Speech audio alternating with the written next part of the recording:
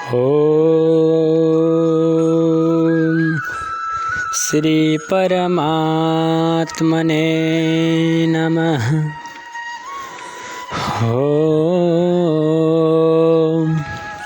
श्री गुरुचरण कमलेभ्यो नमः। ओम श्री वेद पुरुषाय नमः। ओम श्री राधा श्री कृष्णाभ्यं नमः। कृष्णाय वासुदेवाय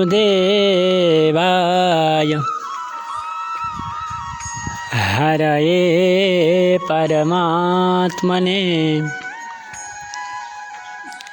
प्रणतः क्लेशनाशाय गोविन्दाय नमो नमः।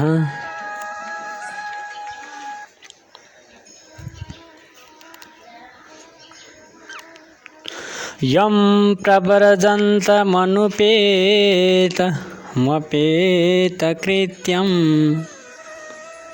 दैपायनो विरहकातराजुहाव पुत्रेति तन्मया तया तरवोऽभिनेदुस् तं सर्वभूतहृदयं मुनिमानतोऽस्मि।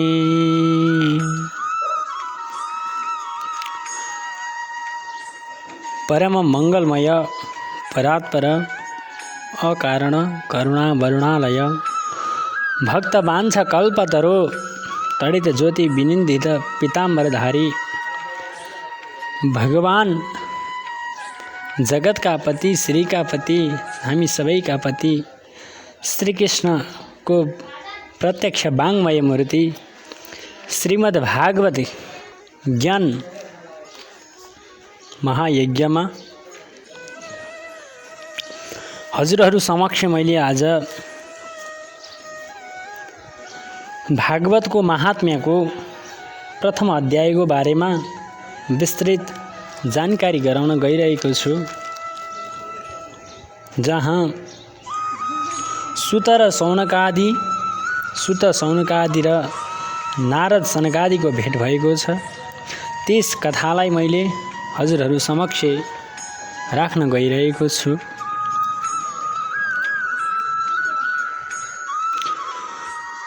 परात्पर परब्रह्मा श्री हरि राधा कृष्णको असीम कृपाद्वारा हामीले यो भागवत श्रवण गर्न गइरहेका छौँ।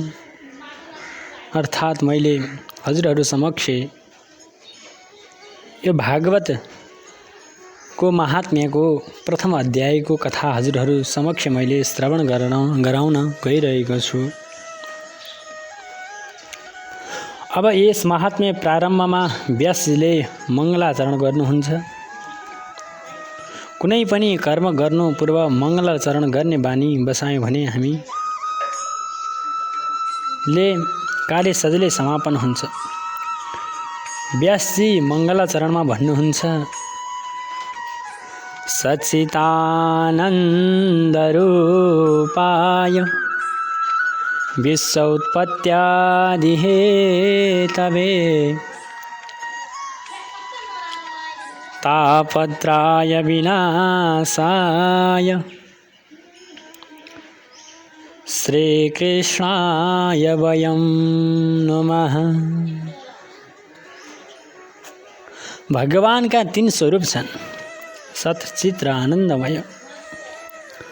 जुन अवस्थामा पनि सत्य स्वरूप तेज ज्ञानमय स्वरूप हुनुहुन्छ। उहाँलाई कसैको ज्योतिको आवश्यक पर्दैन। आफैले नै सबैलाई ज्योति दिनुभएको छ। उहाँ एक आनन्दमय स्वरूप हुनुहुन्छ। त्यसैले त सबै प्राणीमा उहाँकै वास छ, अर्थात् अंश रहेको छ। र मनुष्य पशु किरा समस्त प्राणीलाई आफ्नो आफ्नो शरीर प्यारो हुन्छ। अर्थात् हजुरहरूलाई हजुरहरूकै शरीर प्यारो छ भने मेरो लागि मेरो शरीर नै प्यारो छ। जस्तै पशुलाई पशु योनि नै आनन्द छ भने मनुष्य योनिलाई मनुष्य योनि नै आनन्द छ। त्यसैले भगवानको नाम आनन्दकन्द भयो। उहाँका कर्म पनि तीनवटै रहेका छन्, विश्वको उत्पत्ति गर्ने, पालन गर्ने अनि स्वयं संहार पनि गर्ने। फेरि समस्त जीवका 3 प्रकारका तापलाई नाश गर्नुहुन्छ। ती पाप के हुन् भन्दा आध्यात्मिक, आदिदैविक र आदिभौतिक। यस्ता भगवान परमात्मा परमेश्वर भगवान श्रीकृष्णलाई हामी कोटि कोटि प्रणाम गर्दछौँ। तर हामी एक्लै होइन, सबै हामी मिलेर भगवानलाई नमस्कार प्रणाम गर्दछौँ।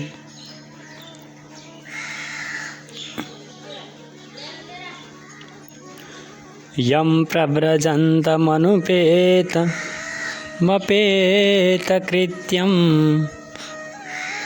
दैपायानो विरह काताराजुहाव पुतिरेति तन्मया तया तरभोभिनेदुस् तम सर्वभूतहृदयं मुनिमानतोऽस्मि। यहाँ सुखदेवजीको जन्म र कर्म दिव्य छ, जसको यज्ञोपवीत संस्कार र अरू कुनै लौकिक र वैदिक कर्मको अवसर नै प्राप्त हुन पाएन। स्वयं एक्लै जन्मना साथ सन्यास लिनलाई घरबाट हिँडेको देखेर व्यासी पिताले व्याकुल हुँदै हे पुत्र भन्दै पछि जानुभयो। सुखदेवजीको पछि व्यासी जानुभयो। तर वनमा पुगेपछि छोरालाई देख्नु भएन, तर वृक्षबाट पुत्र ध्वनि आएको थियो। त्यस्तो आवाज आएको थियो र व्यासीलाई ज्ञान भयो कि कोही पिता पनि पुत्र हुँदो रहेनछ। यस्ता समस्त सर्वभूत हृदय स्वरूप यस्ता अत्यन्त पवित्र हामी सुखदेवजीलाई नमस्कार गर्दछौँ। श्रीमद् भागवत श्रीकृष्ण चरित्रले उत्प्रेत छ, तर यसमा राधाको नाम छैन, तर हामी राधा कृष्णको उपासना गर्छौँ। भागवतमा राधाको नाम नहुनुको कारण र श्री सुखदेवजीको जन्मको कथा म आफ्ना श्री गुरुजीका मुखारविन्दबाट सुने अनुसार हजुरहरूलाई सुनाउन गइरहेको छु। एक सय आफ्नो धाम गोकुलमा श्री राधाकृष्ण आफ्ना अष्टसखी र पञ्चसखाले युक्त हुनुहुन्थ्यो। त्यस समयमा एउटा सुगालाई उहाँले पाल्नु भएको थियो। सो सुगा जुनै समय पनि श्री राधे राधे राधे राधे मात्र भन्दथ्यो। उसलाई एक दिन श्री राधाजीले बोलाएर भन्नुभयो, ए सुगा, अब मलाई खुसी पार्न मेरो होइन कृष्णको नाम जपेर यस नामको प्रचार सबै ठाउँमा गर भनेर राधाजीले श्री कृष्ण नामको मन्त्र दिएर प्रचार गर्न पृथ्वीमा पठाउनु भयो।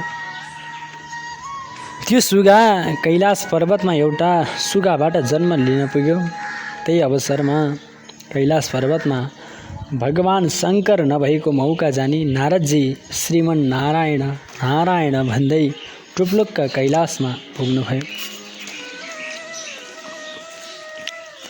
पार्वतीजीले स्वागत सत्कार गरी राख्नुभयो र नारदजीले पार्वतीलाई सोध्नुभयो, हे माताजी, भगवान शङ्करजीले हजुरलाई केही कुरा लुकाउनुहुन्छ कि सबै भन्नुहुन्छ? भन्दा पार्वती भन्नुहुन्छ, मेरा स्वामीले आजसम्म केही कुरा लुकाउनु भएकै छैन, सबै भन्नुहुन्छ। नारदजीले भन्नुभयो, हजुरलाई सबै भने भनेर कति लुकाउनु हुँदो हो, हजुरलाई के थाहा? भन्दा पार्वतीजी यस्तो हुनै सक्दैन भन्नुहुन्छ। तर नारदजीले फेरि सोध्नुभयो, त्यसो भए एउटा कुरा सोधौँ त? पार्वती भन्नुहुन्छ, भन्नुहोस् न। भगवान शङ्करले गलामा नरमुण्ड माला किन लगाउनु भएको हो? पार्वती छक्क परेर यो त थाहा भएन भन्नुहुन्छ। नारदजीले भन्नुभयो, यो त एउटा सानो कुरा भयो, यस्ता कति छन् कति भन्दै उठेर हिँड्नुभयो। तर पार्वती रिसले कोप भवनमा गएर बस्नुभयो। यता भोले बाबाले पार्वतीलाई नदेख्दा छक्क परी खोज्नुभयो। रिसाएकी पार्वतीलाई देखि के भयो भनी सोद्धा सबै कुरा नारदजीसँग भएका सबै कुरा वृत्तान्त कथा सुनाउनु भयो। यदि मैले सोधेको प्रश्नको उत्तर भन्नुहुन्छ भने मात्र सम्बन्ध राम्रो हुन्छ, नत्र ठुलो चित्त दुखेको छ भन्दा भगवानले जे सोधे पनि उत्तर दिन्छु भन्नुभयो। तब पार्वतीले सोध्नुभयो, यी नरमुण्डा माला हजुरले किन लगाउनु भएको भन्दा भगवान भन्नुहुन्छ, यी त तिमीलाई त्याग्न नसकेर तिम्रा जति जन्म हुँदै तिम्रो मृत्यु हुँदै गए ती सबै शरीरका शिरलाई मैले त्याग्न नसकेर माला बनाइराखेको हुँ। पार्वतीहरू रिसले झोक्किँदै म चाहिँ मरिराख्ने, हजुर चाहिँ मेरो शिरको माला बनाएर लाउँदै बस्ने, म चाहिँ किन मरे कि मरे हुने हजुर चाहिँ कहिले नमर्ने भन्दा भगवान भन्नुहुन्छ, भगवान भोलेनाथ भन्नुहुन्छ, मैले अमर कथा सुनेको छु, म अमर छु, तिमी छैनौ।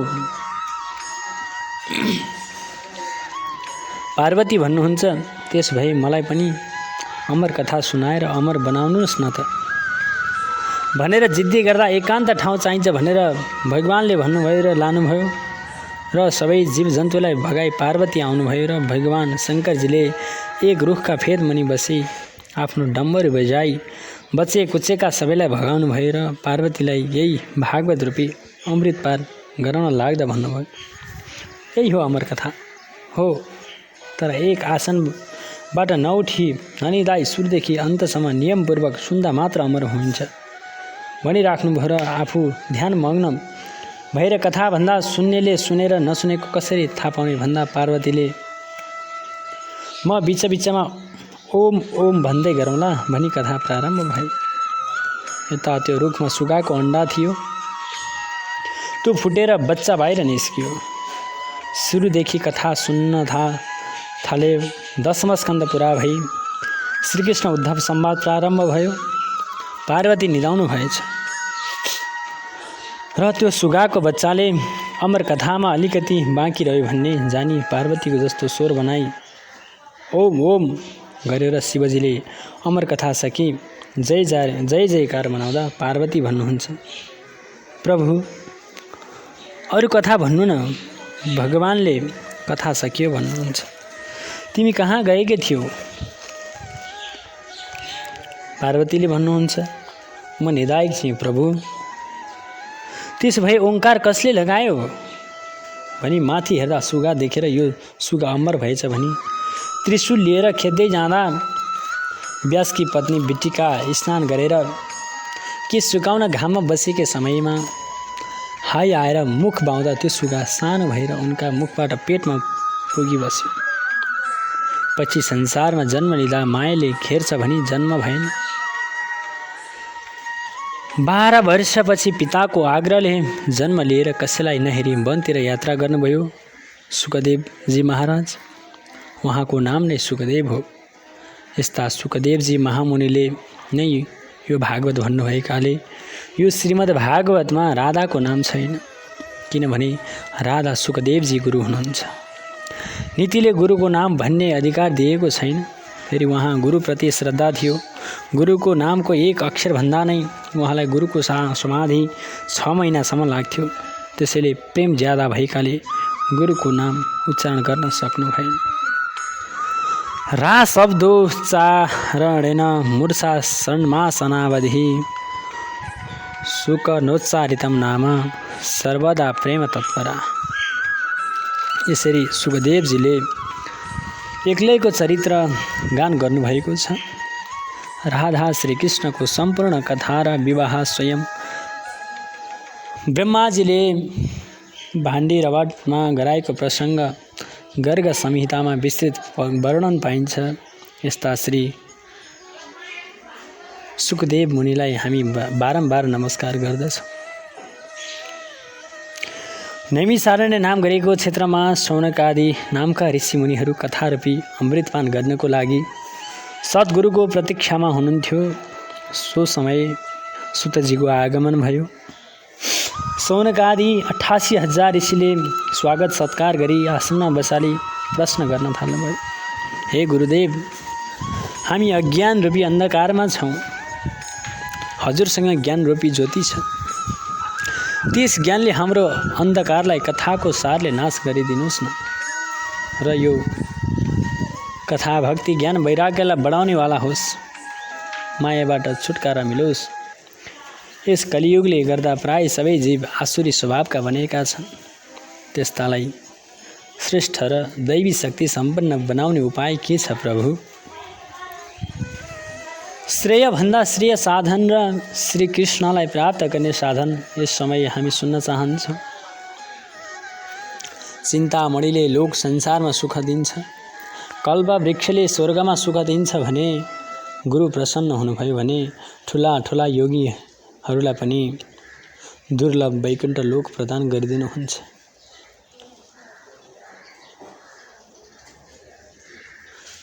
त्यसैले हे गुरुदेव, हामी हजुरका शरणमा छौँ।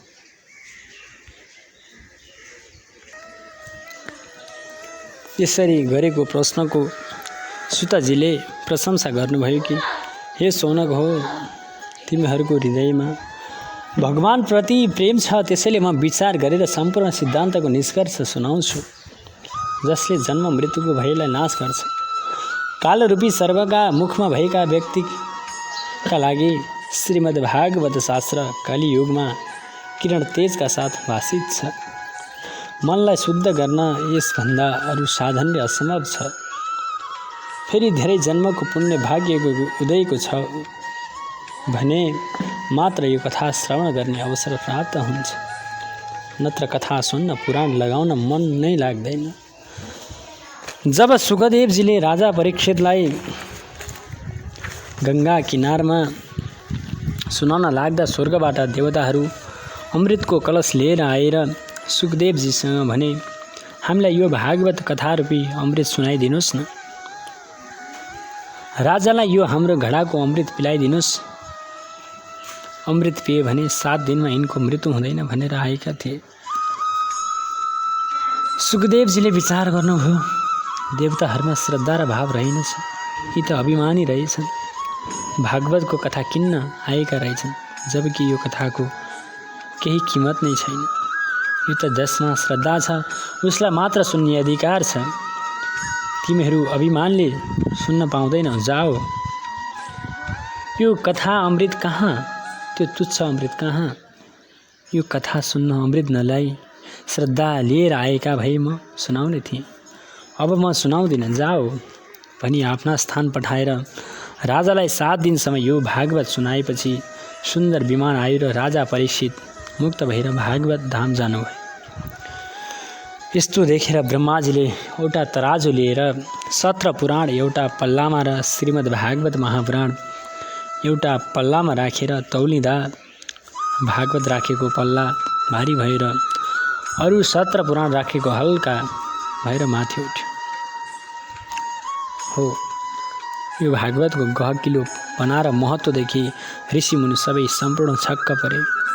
यस्तो श्रीमद् भागवत महापुराण सर्वप्रथम नारायणले ब्रह्माजीले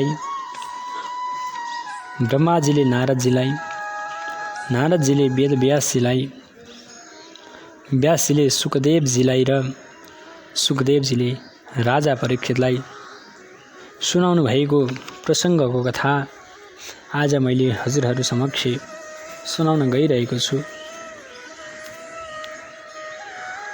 यस्तो वचन सुतजीका मुखारविन्दबाट सुनि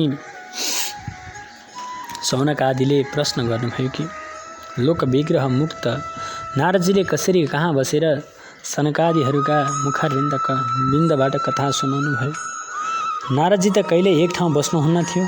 यो त प्रसङ्ग विस्तारपूर्वक सुन्न पाऊँ भनी प्रश्न गर्दा सुतजी भन्नुहुन्छ, एकदा हि विशालायं चत्वार ऋषयो मला सत्सङ्गार्थं समायातं ददृशुस्तत्र नारदम्। यसमा म एक भक्तियुक्त कथा भन्छु, सुन्नुहोस्।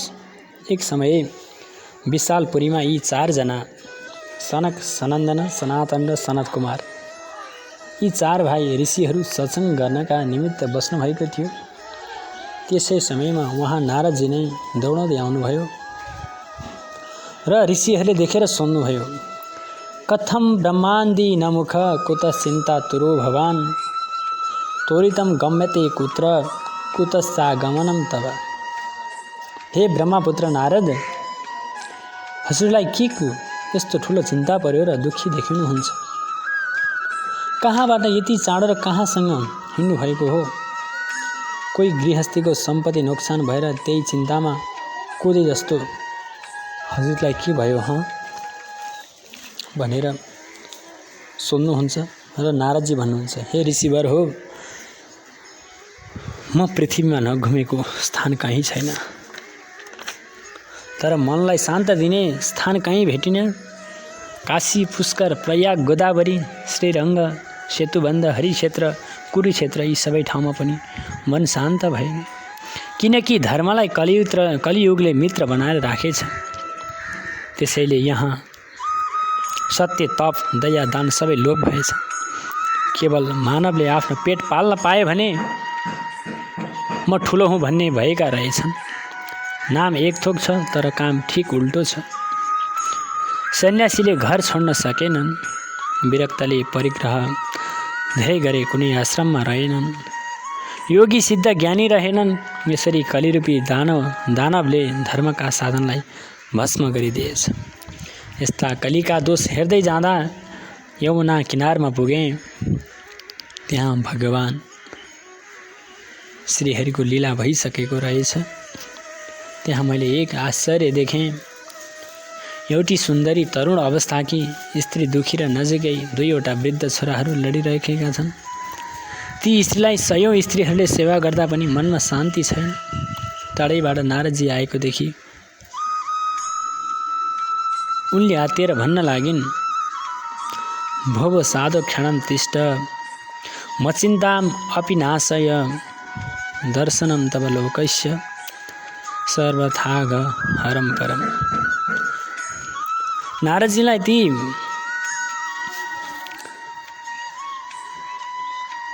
महिलाले भन्छन्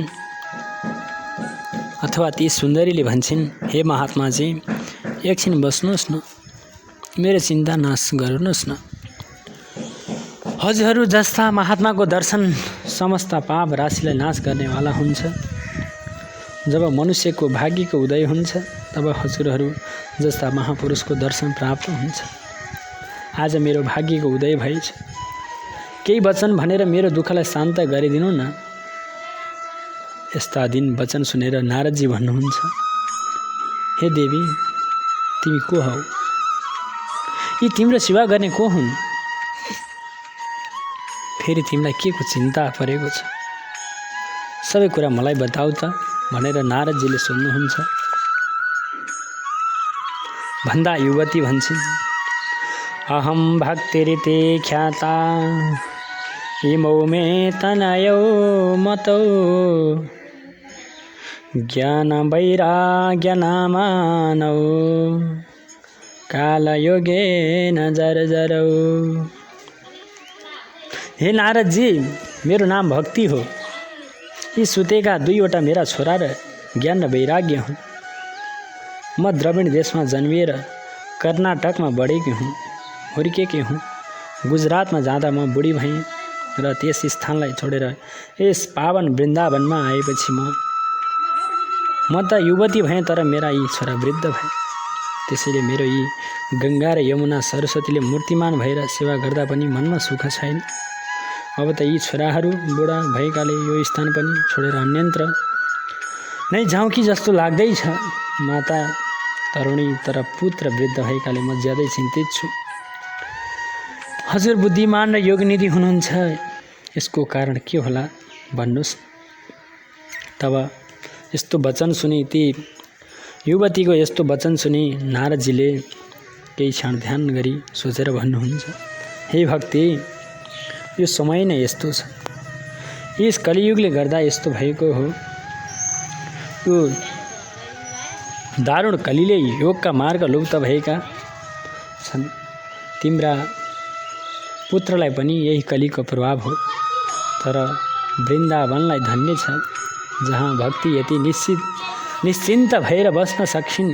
हे भक्ति, यसमा कसैलाई दोष नदेऊ। यो त युगको धर्म नै हो। भगवत चिन्तन गर सब ठिक हुन्छ। मात्र भगवानको नाम जप, परम परमात्मा परमेश्वर भगवान हरिको नाम जप, सब ठिक भएर जान्छ। यस्ता नारदजीका वचन सुनि भक्ति भन्दैछिन्, हे देवर्षि नारद, हजुर धन्य हुनुहुन्छ। मेरो ठुलो सौभाग्य थियो, त्यसैले हजुरको दर्शन पाएँ। संसारमा साधु महात्माको दर्शन नै सबै कल्याणको कारण हुन्छ।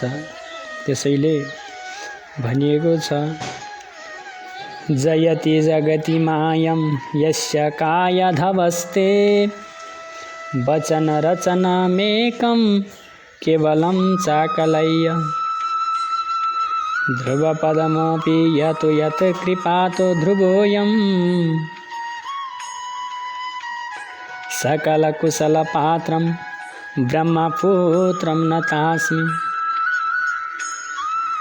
जसको एकपल्टको उपदेशले कैयादु पुत्र प्रहलादजीले मायामाथि विजय प्राप्त गर्नुभयो थियो, ध्रुवले हजुरकै कृपाले ध्रुवलोक प्राप्त गर्नुभयो। यस्ता ब्रह्मपुत्र सम्पूर्णका कुलस पात्र नारदजीलाई म नमस्कार गर्दछु भनी ती भक्ति निश्चिन्त हुनुभयो। यसरी नारदजीले ती भक्तिलाई यस्ता उपदेशहरू दिनुभयो। आदरणीय दर्शक महानुभावहरू, श्रीमद् भागवतको महात्म्यको प्रथम अध्यायको कथा यहीँ विश्राम हुन्छ। अब अर्को भोलिको समयमा फेरि अब यी नारद र भक्तिको कथालाई अझ अगाडि बढाउन, भक्तिलाई कष्ट र ज्ञान वैराग्य वृद्ध अथवा महात्म्यको भागवत महात्म्यको दोस्रो अध्याय अर्को भागमा सुनाउने बाचा गर्दै सम्पूर्ण दर्शन महानुभावहरूलाई भगवान परम परमात्मा परमेश्वरको असीम कृपा रहिरहोस्, सबैको जय कल्याण गरून् भन्दै मेरा अमृतमय कथाहरू यहीँ विश्राम गर्न चाहन्दछु। ओम श्री हरये नमः। ओम